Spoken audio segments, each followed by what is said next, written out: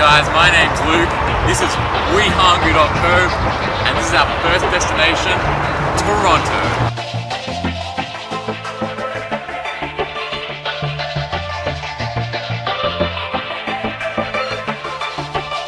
So you've just arrived in Toronto, got on the plane, caught the train down to the downtown district, and you get out, and this is your first stop, Union Station. Pretty historic, pretty cool looking, I'm gonna go check it out. Union Station, Toronto is the primary railway station and intercity transportation facility in Toronto, Ontario, Canada. It's located on Front Street West and is bounded by Bay Street and York Street in downtown Toronto. The station is owned by the City of Toronto, while the train shed and trackage is owned by the commuter rail GO Transit. Union Station has been a designated National Historic Site of Canada since 1975 and a Heritage Railway Station since 1989. Serving over 250,000 passengers a day. So, where are we now? We're at the St. Lawrence Market on 92 Front Street East.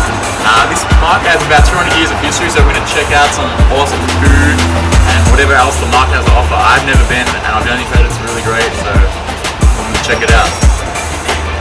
The St. Lawrence Market is the most major public market in downtown Toronto. It's been in existence since 1803 and is located in the Old Town district of Toronto.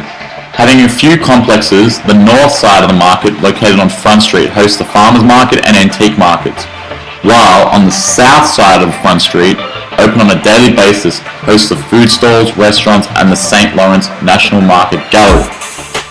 So, that was St. Lawrence Market. Hope you enjoyed.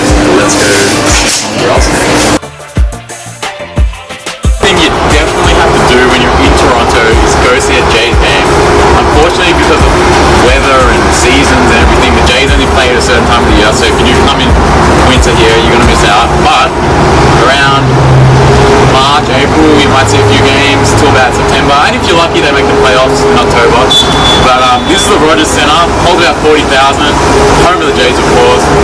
The Argos, which is the Toronto Canadian Football League team, used to play here. However, they've relocated, but still, amazing stadium. We're actually going to see how close we can get in and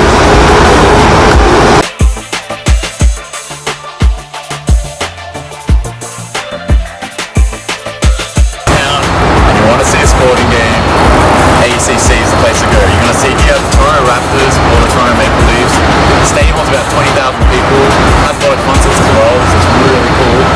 Great environment. Wherever you sit in the stadium, you can always see the middle, so it's really cool. But we're not getting in today, but just a point of interest if you do come and want to see a game. Okay, so this is the University of Toronto. It's that prestigious landmark in the downtown Toronto precinct. It's about 150 years old, and today we're going to check it out, so stay tuned. The University of Toronto, also known as U of T, UToronto, or just Toronto, is a public research university located downtown Toronto, situated on the grounds that surround Queen's Park.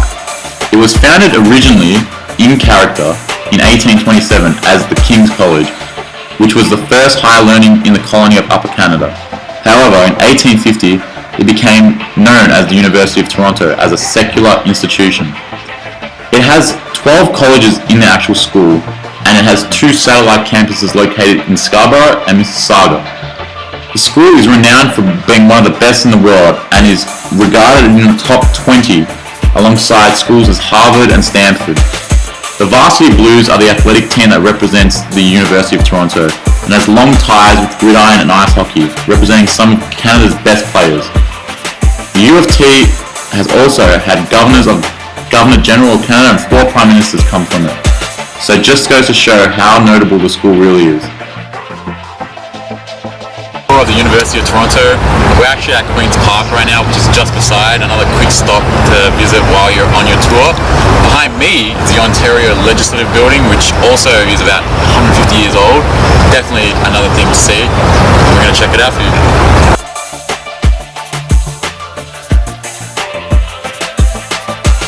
Alrighty guys, so this is Nathan Phillips Square, famous Toronto sign. Actually got put up here from the Pan Am Games, but they've kept it because it's pretty cool and a bit of a tourist attraction. City Hall behind me. There's a few events they have here, like cavalcade of lights, which is just a fireworks show, which is really cool. The actual water behind me in winter freezes over and you can ice skate. Yeah, it's a pretty cool chill hangout spot. Okay, so you're probably looking at this picture and like, isn't this the Flatiron Building in New York City? And yes, it is the Flatiron Building in New York City. But, however, Toronto has a Flatiron Building as well. It's called the Gooderham Building, which is located on 49 Wellington Street East. However, the history of these buildings are a bit different, but the Toronto one still looks pretty cool, and it's something definitely worth checking out while you're there. Dundas Square in section of Young and Dundas. It's kind of like the Times Square of Toronto. Pretty cool. I will check it out. And just behind me over here actually is the Eaton Centre, which is like a big wall in the Toronto area or the downtown area. And that also is good for a quick shop if you want to spend some cash. So by far the biggest and best thing to see whilst in Toronto has to be the CN Tower.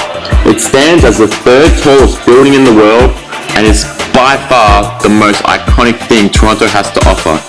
I'm not going to go into too much detail into the CN Tower as I have done an episode on the CN Tower which will be coming out in a few weeks.